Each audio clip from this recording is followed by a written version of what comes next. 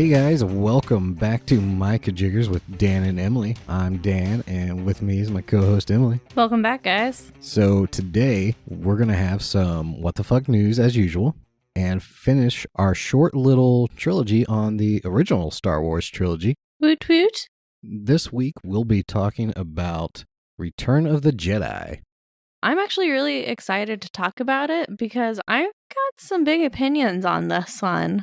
Yeah, I have quite a few notes on it too, but first, let's just dive right into our what the fuck news. All right, I'll start it off. Mine really isn't so much news as it is just why the fuck would you buy this? So, my first object is people can buy fucking tutus for their goddamn chickens on like Etsy. Why? Why would you buy? They're farm animals. They're there for a purpose. I mean, a chicken pet would be cool, but why would you put a fucking tutu on it? It's not a dog. Like, dogs are fun. Have you ever seen that video of a chicken wearing blue pants? I think I know what you're talking about. And that chicken's strutting his stuff. He looks like he owns those pants. So I can only imagine what a chicken's going to look like in a tutu. But, like, I didn't go to the trouble to, like, look up a cost for it. But it's just like, why would you buy a tutu for your chicken? Yeah, whatever it costs, it's too much for clothes for a chicken. Yeah. So don't buy tutus for your chickens. Or if you do, send us pictures. Yeah. I would like to see that. If you have clothes on your pet chicken, send us pictures on Micah Jiggers Podcast at Facebook. Or just if you have clothes on any of your animals would be just perfect because we love animals here. Yeah, we do love animals, so let's see your animals. Yeah. My first story, the headline is, Video shows Iowa caucus goer trying to change her vote after learning Pete Buttigieg is gay. I love this story because this lady supported Pete Buttigieg's policies enough that she voted for him. Yeah. And then after the fact, talking to somebody, whatever, at the polling place, she just happens to find out he's gay. And there's a video, so there will be a link in the show note. You guys have to check this out because the lady is nuts. And she's not even making any sense onto why, besides the sole fact that he's gay. It's kind of infuriating because she's saying stuff like, I don't want anybody like that in the White House, and he better read his Bible. But up until that point, she was perfectly fine with him.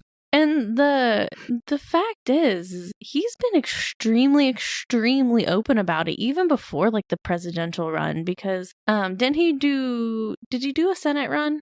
I don't know. I know he's mayor of someplace.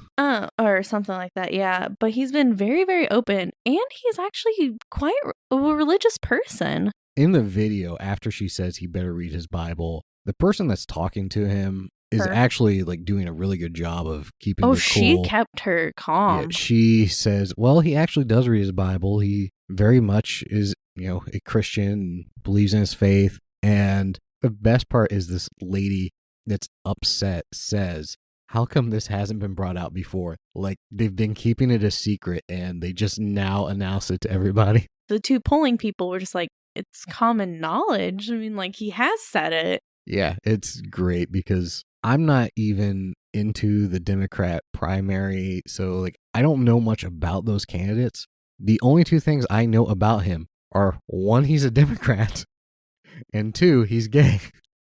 I don't get too much into politics either, so I don't actually know a whole lot about him. And I mean, when everybody started like announcing their runs, I know there was articles that I was reading about like all the issues some of the Democrats were running on, but like I honestly can't remember what he was doing. But yeah, this lady supported him so much, and then somehow didn't know like the biggest thing anybody knows about him.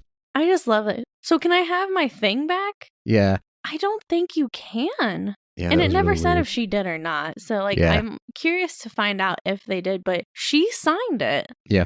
And it's a caucus, so not a primary election. Like, they do it weird anyway. So, like, I don't fully understand what's going on with the card. It just, that whole story it's entertaining and infuriating. Like, how can somebody be so just, what's the word that I'm looking for? Not idiotic, but dense? Yeah. Or oblivious? Yes. Yeah, it's nuts. This one, I don't understand it at all. U.S. postal worker hides mail in a storage unit because he felt too pressured to deliver it. So, a U.S. postal worker was caught with a public storage unit full of undelivered mail. I don't know if they've sentenced him yet, but Jason Dela Cruz was mail carrier in Chesapeake Bay, Virginia, and he told prosecutors he felt so pressured and that he couldn't make it to all the deliveries in his mail route. Maybe Chesapeake Bay is a large area, but they only have so many square feet or square mileage that they deliver. Anyways, so he rented a storage unit for all the mail that he couldn't deliver. They even said that he paid $49 a month for the storage unit. He was paying to store the mail he couldn't deliver. Agents from the USPS found almost 5,000 pieces of mail dated from November 2018 to February 2019 when he was finally arrested. So over a year of mail, no, not a year, but I think it was 9 months or something. Yes. And he had only worked there 14 months, and he can face up to 5 years in prison. But if you can't make your delivery routes, why are you a mail deliverer? Yeah, I don't really like the Postal Service anyway, but it could be that they were understaffed. I don't know, but other postal carriers were getting their work done. Yes. I'm trying to remember specifics here. They're saying that 4,500 pieces of the mail were junk and advertisement. Mm-hmm. And then there was 100 pieces of first class mail. And they're saying that's DMV and tax stuff. And yeah, that's the crazy shit that's thing. important.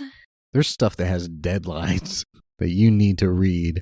So that is one good thing about living in the, internet age where people can, see their bills online. I'm the type of person, I like paper statements, but I pay my stuff online. I don't know. I'm just that kind of person. I don't like paper statements because I don't really check my email that much. Oh, you don't like email statements? Yes, okay. E-statements, whatever. I don't care for them.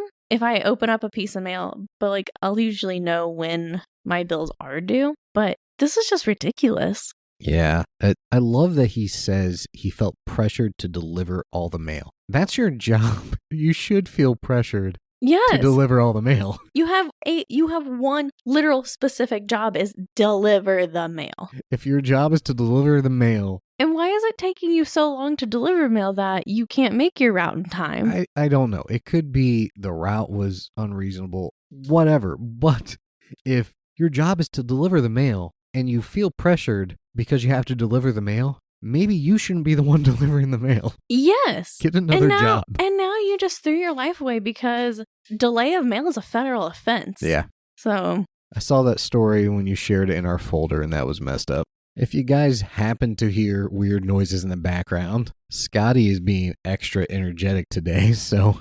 She likes to take her toys and she'll play them with them next to our entertainment center, which is raised up, and so her toys get stuck underneath that shit, and then she freaks the fuck out because she can't reach them, and she just pushes them even further back. Yeah, so just bear with us. So sorry. Not sorry. Moving on, this one, we both have stuff to say about it. The headline, a child died of the flu after his mom consulted an anti-vax Facebook group. Geneva Montoya took her kids to the hospital because 2 of them had fevers and flu-like symptoms. A third child, Najee, went as well, but according to her, wasn't tested because he appeared fine. At some point, there was a prescription made for Tamiflu, and then she consulted an anti-vaxxer Facebook group with 139,000 members. That's just stupid in itself. It's terrifying. Saying her kids were not vaccinated and she was looking for natural ways to break their fevers. And she took the advice to use vitamins D and C, elderberry, and fruits and vegetables, saying she'd go ahead and try that. Well, apparently it didn't work because Najee, who supposedly was fine, developed a fever that is now believed to have caused the seizure, which killed him. That is just, he was 4 years old, and that's just so heartbreaking. Yeah. I'm not even going to say what crowdfunding website they're using, but they have a crowdfunding page on one of those services, and there's really conflicting details about exactly at what point her son received a prescription and whether they took him to the hospital multiple times. And yeah, it's hard to figure out like what's the truth of this story, but basically the fact is her child got a prescription and she didn't use it to, help him get better. Yeah, and except now the parents are saying, oh yeah, we gave him all the medicine. Of course you're saying that because your child died and you're the cause of it. Yeah, and you don't want the backlash or any criminal charges. But okay, so here's the thing with the, natural remedies. I do understand them, give your child the medicine, but also help boost the immune system. I mean, vitamin C and D will help boost his immune system, but give him the fucking medicine. I actually do believe we probably over-medicate in our culture. Yes. And by taking medicines for everything, our body has no reason to naturally build up immunities. And sometimes I even worry about how that's going to affect us evolutionarily. We kind of need to let nature have an influence, but maybe do that with your own adult body and don't risk a child. Get him to the age of being an adult and then he can make his own decisions. See, here's my thought on that too, is I do agree with that. But if it's a medicine, I understand over the counter, pain relievers, I take too much of it. I wish I could figure something out that would help me rather than take so much of Advil and all of that. But if Tamiflu is proven multiple times, backed by science, to help your child feel better with the flu, use it. And here's what's so infuriating. As of yesterday, at the time we're recording, the Center for Disease Control has reported 78 U.S. pediatric deaths related to influenza just this flu season. How many of those kids were vaccinated? It doesn't say. But, I know it's I read too many. I can't remember percentages, and I'm not going to quote a number because I don't know the numbers. But there is a study out there that shows most childhood toddler deaths from being sick like this are because kids are not vaccinated. And I don't know the exact percentages and numbers on that, but I remember reading that because of this on this article. Anti-vaxxers piss me off so much. And I'm not even saying everybody needs to be vaccinated as an adult. I mean, it helps because there's a such thing as herd immunity. And the more people that are immunized, the more chance there is of breaking the chain of disease transmission, even if everybody isn't immunized. Yes. If you're an adult, you shouldn't be forced to be vaccinated. Yeah, but when you're a child, when your immune system is still growing and trying to defend itself, help it. Yes. It makes me so upset that a 4-year-old happy boy cannot grow up. Yeah. If you have a child, your number one priority should be making sure they grow up. It makes me so upset that a lot of the anti-vaxxers would rather have a dead child than a child that has, autism. Yes, and that's where a lot of this stems from. Yeah, and I know this is a different conversation, but this is where people are getting this false information from that has been proven false. Yeah, the study that originally said that has been recanted. The person that came out with it says, it's not true, and people still keep believing it.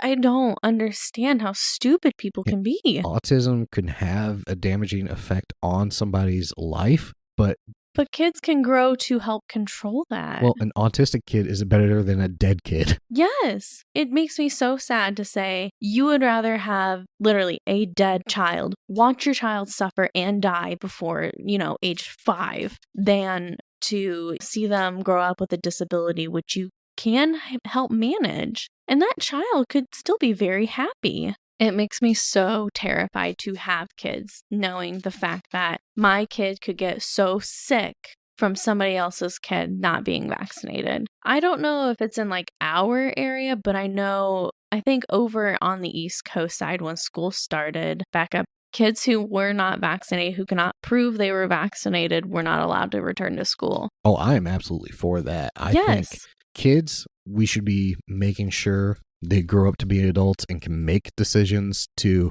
vaccinate themselves or not. I don't care if you're homeschooled or in public school. It should be mandated that you get vaccinations. And Like I said, once you're an adult, then you can decide. Kids shouldn't be at the mercy of their parents being intelligent enough to give them medicine. Yes. Poor kids are literally suffering and they don't know any better. Mm. And because they're a child, they can't speak up for themselves. I'm all for making sure kids are vaccinated. It's so infuriating that kids have to die just because their parents believe anything people tell them on the internet. So take this away from us. Vaccinate your goddamn children. Yep. That's the title of the episode. Vaccinate your goddamn children. Perfect. Okay. You ready to talk some Star Wars? I am. Why don't you dive in first? This is my least favorite. I did not like this one. You didn't like it at all. I enjoyed it, but it definitely tanked in the rankings of the three. I agree. And it was my favorite as a kid. The picture was so much clearer. It's more colorful too. Yes. Great advances in the technology, 100%. But I didn't like the way the story went. So one of the things, I definitely didn't like how Luke acted in this. Okay. The way that Mark Hamill. Yeah, Mark Hamill. Was acting. Not like, do you know what I'm saying? I wrote down a similar note about Luke. He was too just like apathetic through it all. Okay. My criticism of Luke, see, when I was a kid, I thought like, yeah, he's a Jedi Master now. He's a badass. Mm-hmm. I think at the start of this movie, he still has the same problem from Empire Strikes Back, where he's too overconfident in his abilities. Yes. I mean, he's obviously had time to practice, but he just comes off as so confident that he cannot be turned to the dark side, that he can save his father. Even at the beginning when they go to rescue Han from Jabba, he just seems so sure of himself. I don't like that. Yeah. It was definitely something that was off-putting. But like when he was confronting Darth Vader and the way he spoke, I hated the way that he talked in this movie. Like I said, the apathetic, there was no emotion behind it. It was very dry. To me, it was just too earnest. There's some humor from him, but a lot of it is just, he's so serious. I was very over the fact that how many times he said father. Yeah. Just over it. Okay. What else did you have? So right at the beginning when they're meeting Jabba, mm-hmm. I wrote down, what is that ball sack looking thing in the beginning? Do you know what I'm talking about? No. It was I guess you could say Jabba's right-hand man. Okay, the guy with like the long tails coming off his head. Yes. Yeah. Ball sack. Okay. The animatronics were really good in this movie. Yes, that is. I love the little Ewoks. So I know those were people, but like those were one of my favorites. The little Ewoks, they're so cute. The baby Ewoks. Oh my god! I forgot about the baby Ewoks. I'll just say it now. Before there was Baby Yoda, there was baby Ewoks. But definitely the animatronics were so good in this movie. And it was also made in the 80s? 83. So literally a couple years after the other one. Yeah, and as far as I could tell, they hadn't really touched up Jabba with computers in this one. When I was a kid, I had a making of VHS for all of the trilogy.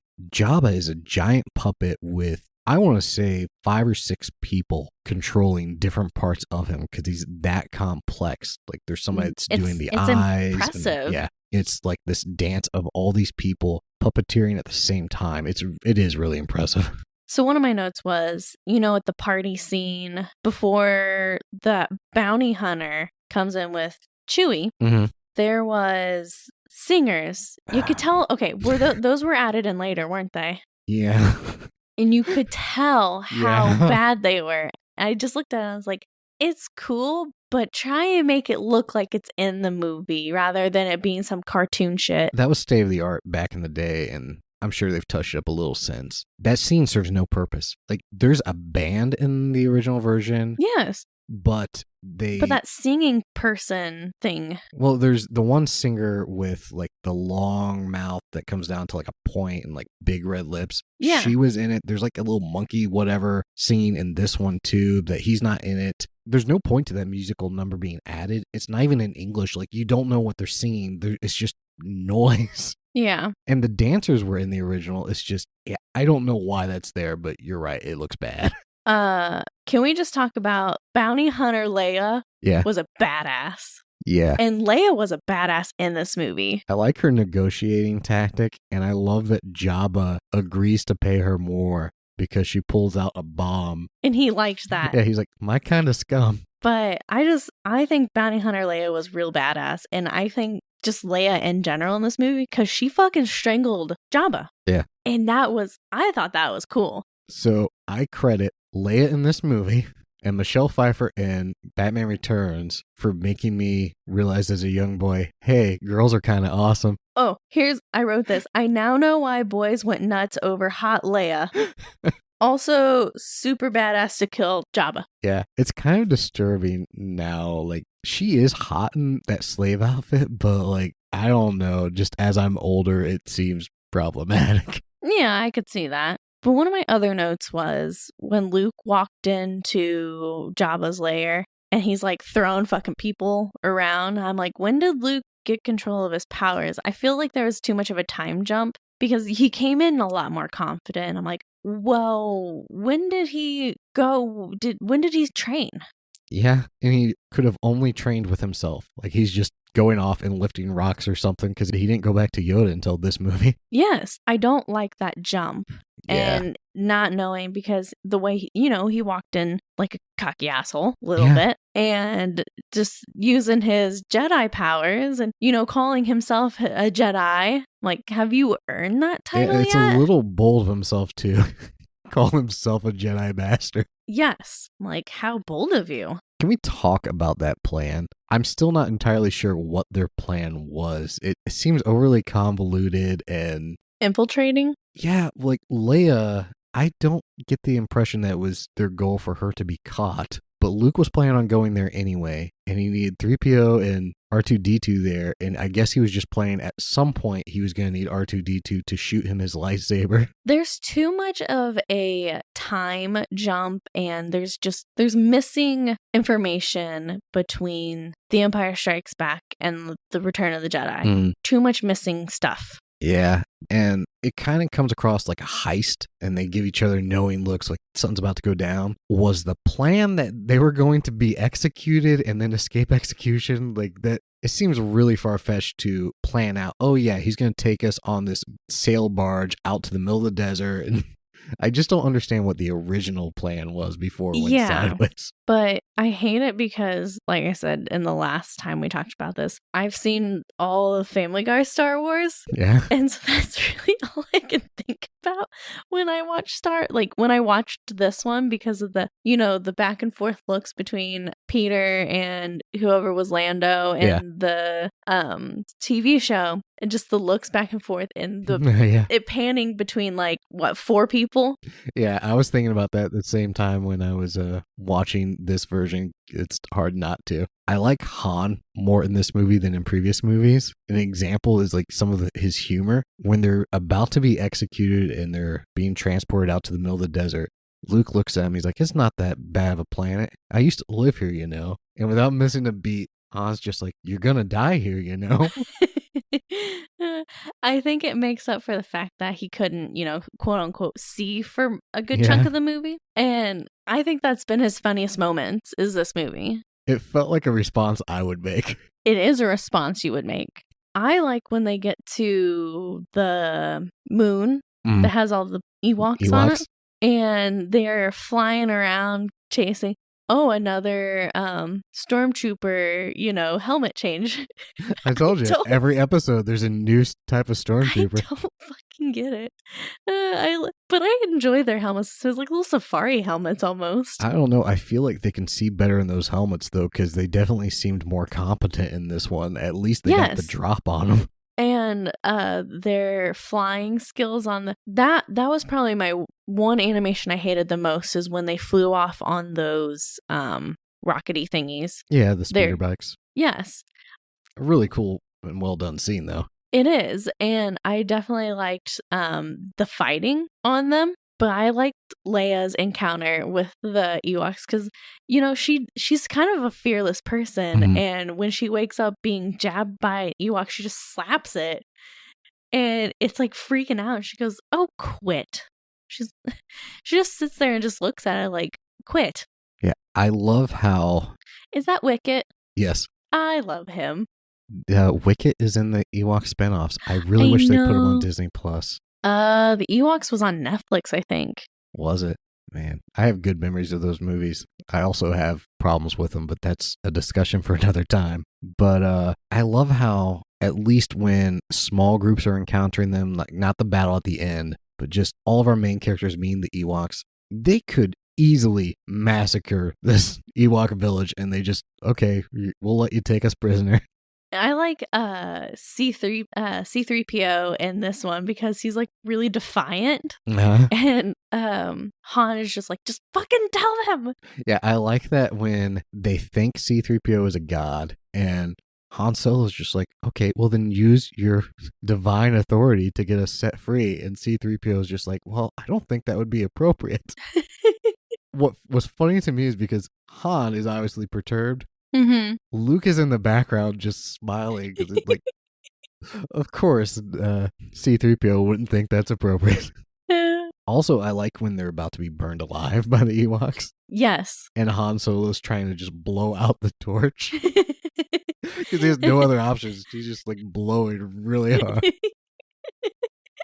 I'm not gonna lie, there was some really good scenes in this movie for being like my least favorite, but I think really the whole fight scene with Palpatine and Vader and Luke was just so dry. It could have been better. The helmet removal, though, that was creepy. Yes. I was like, that's nightmare fuel. I'm sorry. So we've talked in previous episodes how obviously James Earl Jones is the voice of Darth Vader, but this other guy who doesn't get a lot of credit, David Prowse, he was the body of Darth Vader and acted out all these scenes in all these movies. Guess what?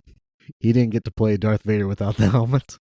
They brought in a third actor to play him. That's somebody different now? Yes. The guy that's had to wear the suit all this time doesn't get to show his face on screen. Why? I don't know. I just find that amusing. But Darth Vader in this movie and that final battle. See, when I was a kid, that was like the biggest lightsaber battle they had released. The prequels hadn't come out. So like, oh yeah, this is great. The music is good and emotional, and you feel like the struggle of Luke and not wanting to like kill his dad, and then Vader just going for it and trying to turn him to the dark side. But you're right. There's not a lot going on in that fight. I got so annoyed with Palpatine. Yes. I like that though. He's very creepy and doesn't...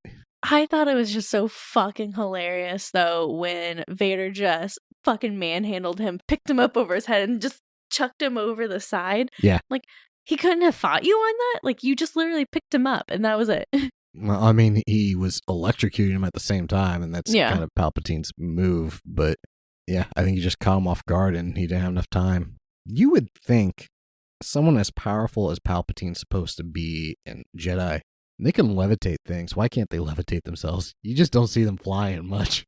You would have thought he could have been like halfway down that shaft. Yeah, I'm just going to levitate here and fly my ass back up and electrocute both of you. Yes, but there was just so much lacking in the fight scene. Like, you know, Darth Vader is supposed to be this superior, evil lord, and he fell through in this one. And I mean, he didn't have a whole lot to do, and I still have to see all the others to know how he is, but he just kind of fell flat in this one. I do love how in the battle, Luke actually is starting to give into the dark side. You can see the struggle with it a little bit. Well, even before that, like, he is just so overconfident in his abilities and a little prideful. That it was making it easy. Yeah, and then when he finally has to give in to his passion because Vader's exploiting his feelings for his sister, then, like, that anger comes out and they get into a battle, and what stops him is finally cutting off Vader's hand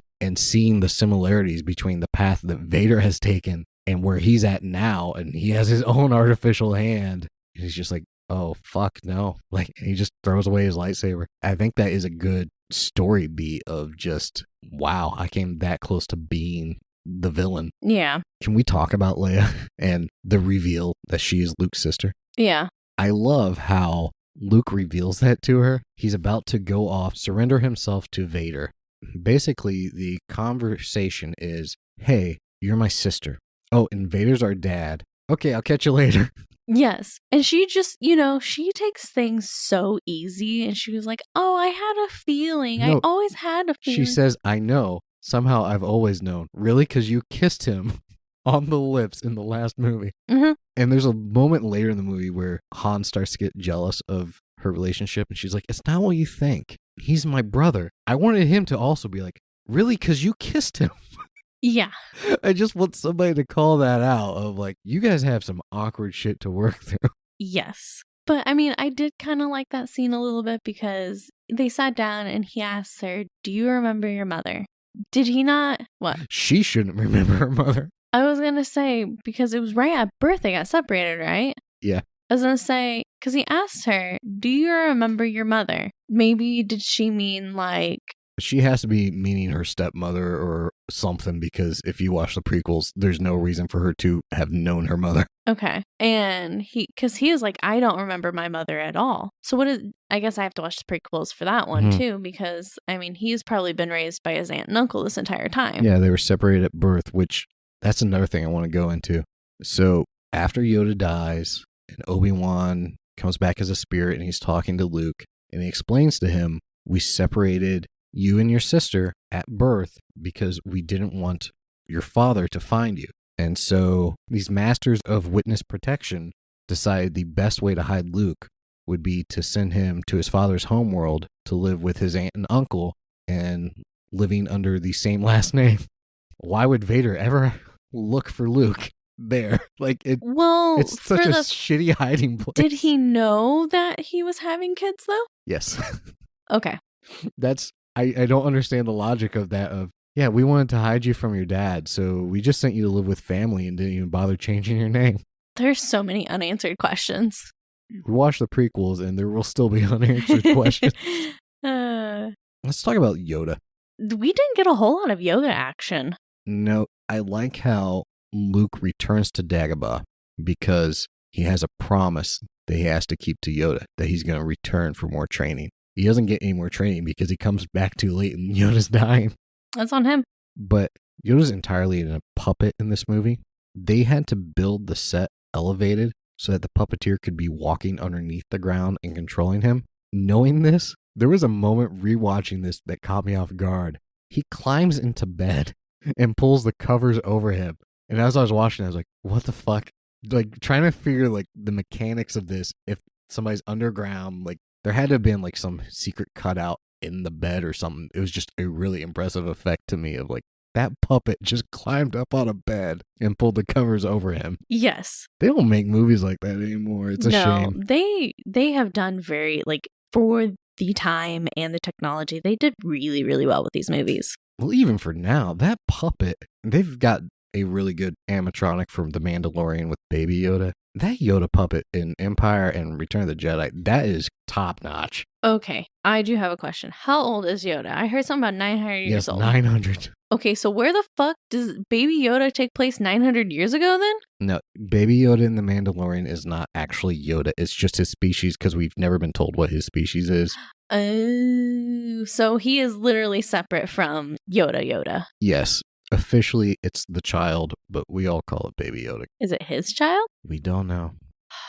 It got renewed for another season, didn't it? It did. So, okay, now that I've watched these 3 movies... You're set up to watch The Mandalorian. Okay. It takes place 6 years after Return of the Jedi. Does it really? Yeah. Perfect. Because I need something to watch now that The Witcher isn't coming back for a year. You can go right into The Mandalorian. There's like stuff you'd appreciate more if you watched other movies and like some of the TV series. There's some stuff I had to Google to get all the references, but yeah, you don't need to see anything else to like really enjoy The Mandalorian. I don't have to see anything else, but I should finish the rest of everything. Yeah.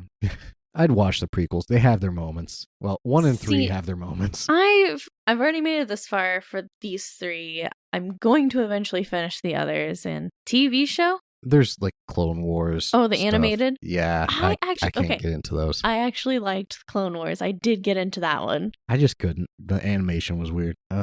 Just random thoughts about this movie. One reason I don't like it as much as the others, it's kind of repetitive. We're going back to some of the same planets. Yes. And Tatooine's not that impressive to look at. Yeah. We're still not sure whether his name is Han or Han. The Millennial Falcon? I didn't notice that much in this one, but I definitely caught Lando calling him Han. I'm like, Jesus Christ, somebody just come on set and establish what this is. Maybe that's just Lando's Cloud City accent. Probably.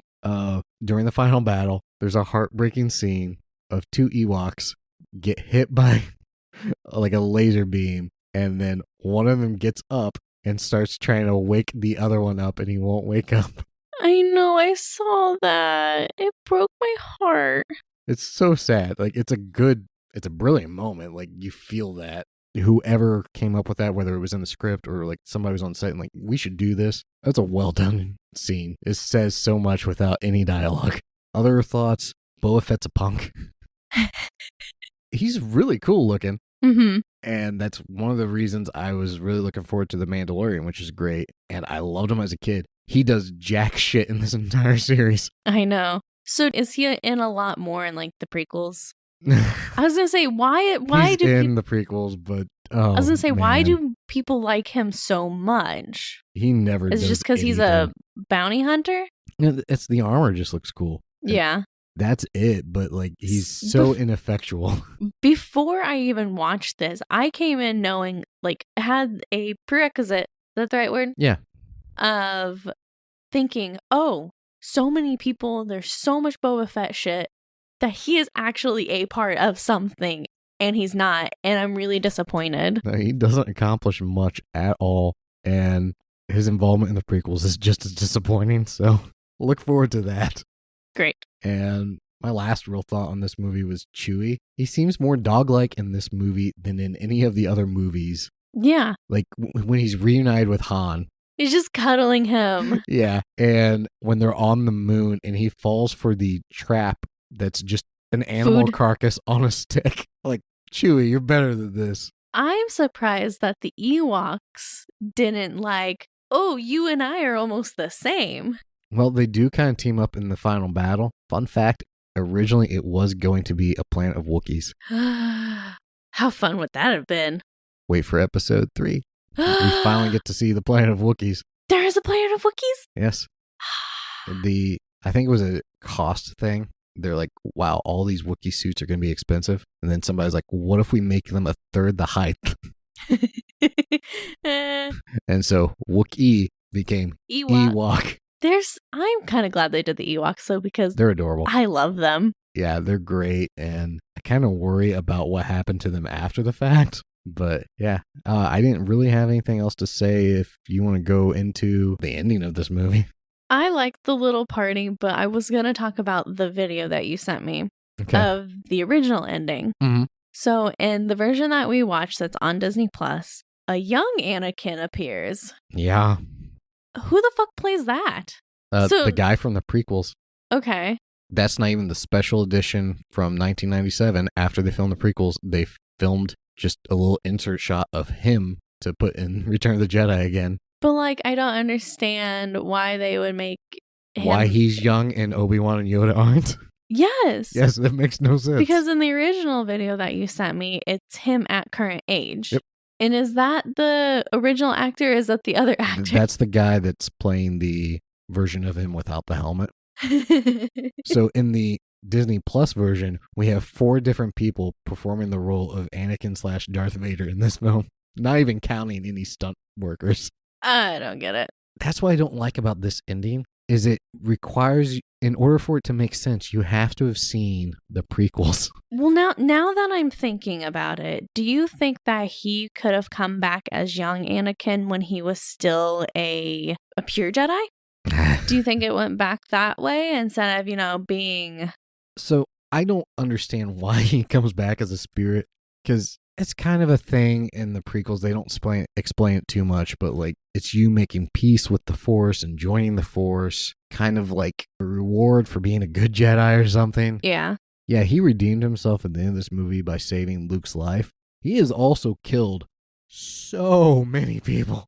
Just so many people. He blew up fucking planets. Okay, he led what is called the Jedi Purge, which is he helped Palpatine and the Empire just hunt down and kill all the Jedi. Which doesn't make sense to me considering he was a Jedi. Yeah. Well, he betrayed them. He turned against them to join the Sith. The way in which it is finally depicted in the prequels, it is so heinous. They don't actually show it, but it's implied. He kills a full room of children, like young Jedis. Oh, God. They come up to him and like, Master Anakin, are you here to save us? And he just lights his lightsaber and it cuts to black.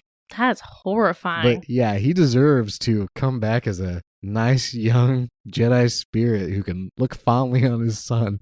Because I was going to say, I don't know if it was just the bad graphics for the good graphics, but he was handsome. Because I was trying to look for his character because I was like, who is this? Yeah, I don't mind the guy that played Anakin. He gets a lot of crap. I don't think it's his fault the way the prequels turned out. Like, George Lucas really biffed it. But eventually, maybe we'll cover that on the podcast. It's not going to be anytime soon because we're not a Star Wars podcast. We've just done this small trilogy. Emily hadn't seen the original trilogy, so it made sense to do all these movies. Yeah. Oh, I'm really disappointed that the Yub Nub wasn't in there. Yeah. See, for anybody who hasn't seen the original movies, the Ewoks sing a nice little celebration song. It's basically just them singing the words Yub Nub. I think it's like Yub Nub, Ewa Yub Nub. And for years, I have just been at random points in time saying Yub Nub motherfuckers.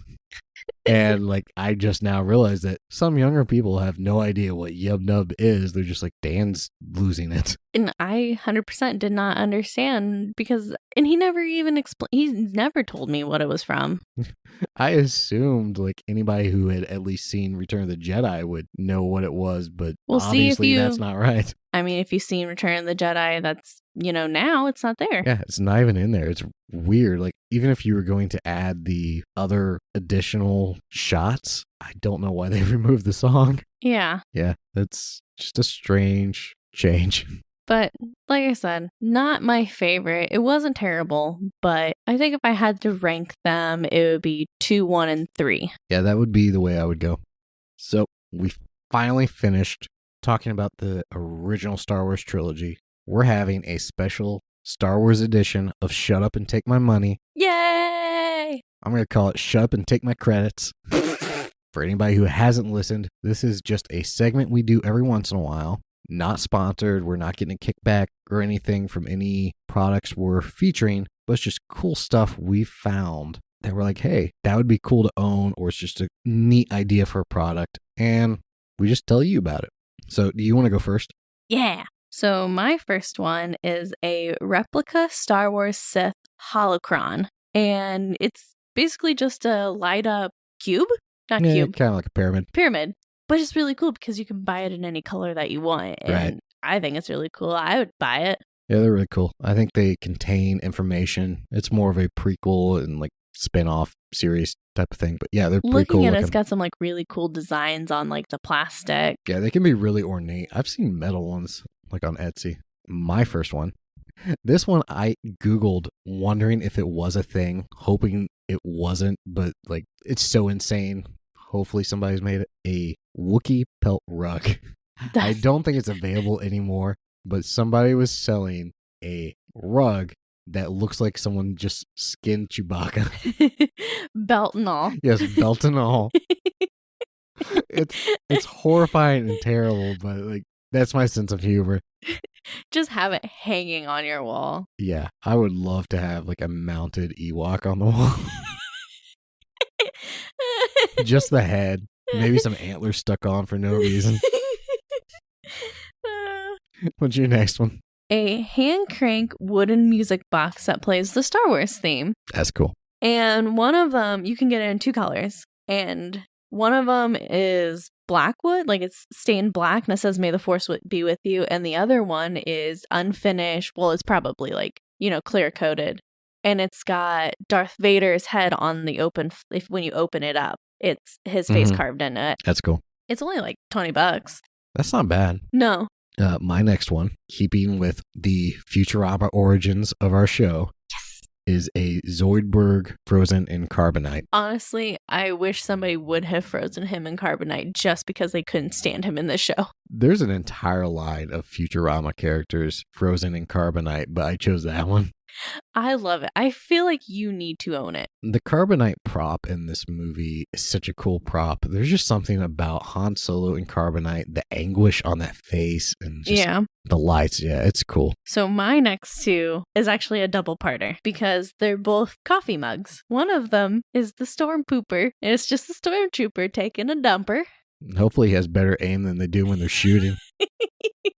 And then the other one is a lightsaber mug that they all light up when the mug gets hot. That's cool. But I really want that Stormpooper. Okay, my last one is, I have wanted this for years. It's probably been 10 years since I first saw it. It is a high quality office desk that is Han Solo frozen in carbonite. So just imagine, instead of it standing, it's laid on its back with a sheet of glass over it and some cool glowing side walls holding it up. It's really well done. It really is cool. I don't think you can get it anymore. I want to say it was $10,000 when Holy it was originally. shit. Yeah, it was insanely priced. But if you look at anything we're talking about, look at this one because the quality. It's so cool. You see why it's $10,000. Oh, it just looks so cool. That is really awesome. So one of my favorite things when we do Shut Up and Take My Money is after we talk about the products we've actually found, I try to pitch Emily my own ideas for products and see if she bites on them and says, "Shut up and take my money," or if it's just a hard no. Nope, that's a bad idea. You ready? Yes. This one, I don't think there's anything like it. I'm imagining a toy kit. There's a smartphone app involved and like a miniature green screen background and articulated toys. So you can do your own stop motion videos like the Imperial walkers in the snow or some of the little like tauntauns that they're riding on in the snow in Empire Strikes Back, or just any of those cool stop motion effects. And then maybe in the app, you could also add like laser fire and stuff. So it just teaches kids how to do old school effects, but it's also got that green screen component. So it's teaching them a little bit about like new special effects, and like you can get add-on toys and maybe a QR code with each toy that unlocks a new background you can use. I think I'll take a bite at this one. Cool. Shut up and take my money. I tried to come up with things that would be fun for kids and I would have loved as a kid, but also could teach people stuff. That's not the fun part of it, though. I don't know. I like learning stuff. It can be fun. No, not learning. Learning is fun. I like learning. But, like, it's not damn fashion to not just bring something stupid to the table. Go on. So, another one. They kind of make this already, but not like I'm envisioning it. A DIY lightsaber kit for kids, which they have toys out there where you come up with your own design for a lightsaber and make it turn on, and you got your toy lightsaber. This would be like a science kit where you use chemistry and you learn a little bit of chemistry to make your own crystal for the inside of the lightsaber. You learn basic wiring for kids, and then you can also learn about like properties of light with like lenses and stuff. So it'd be like a STEM type learning tool, but like you also end up with a really cool lightsaber and you can like pretend like you were a Jedi and you made your own lightsaber. Damn it, Dan, I'm still biting. I would love this as a kid. I would love this now.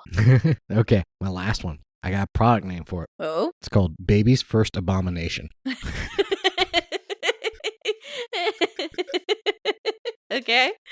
It's another science-based toy, and what you do is you take stem cells from your baby's umbilical cord, and there's like a little gene editing kit, and you combine the baby's genetic material with like the genetic material of like some kind of pygmy bear, and then you send that genetic material off to a lab. After it gestates, they send the final product to you, and you have like a little kind of Ewok with your baby's face, and it gets to grow up with your baby. You can keep it company in the crib. Hell fucking no.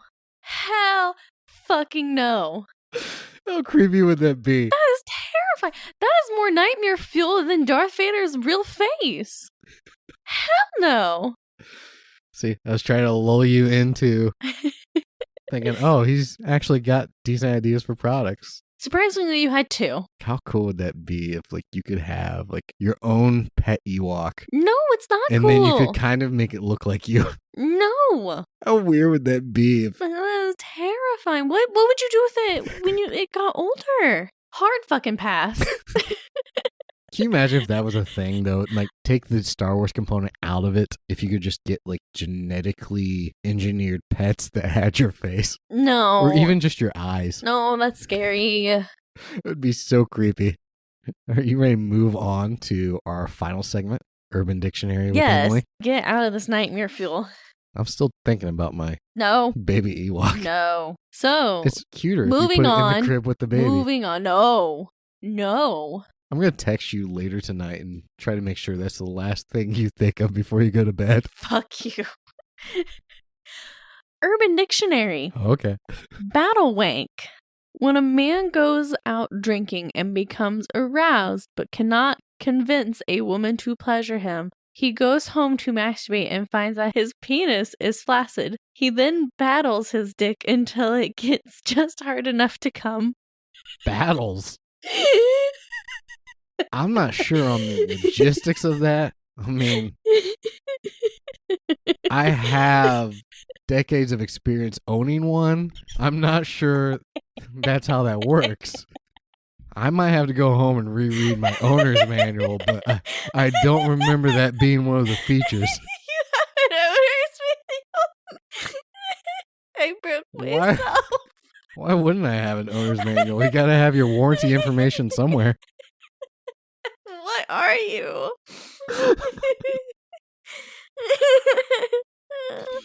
I literally broke myself. Yeah, so that's going to be all for this episode. Dan's going to go read his owner's manual. How great would it be if I wrote and published an owner's manual on the website? I wouldn't put it past you. Parts listing. O-ring sizes. That's going to be all for this episode.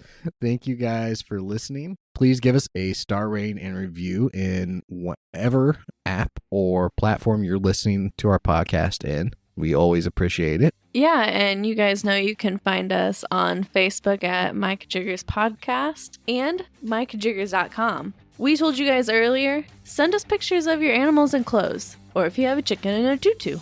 Whatever floats your boat.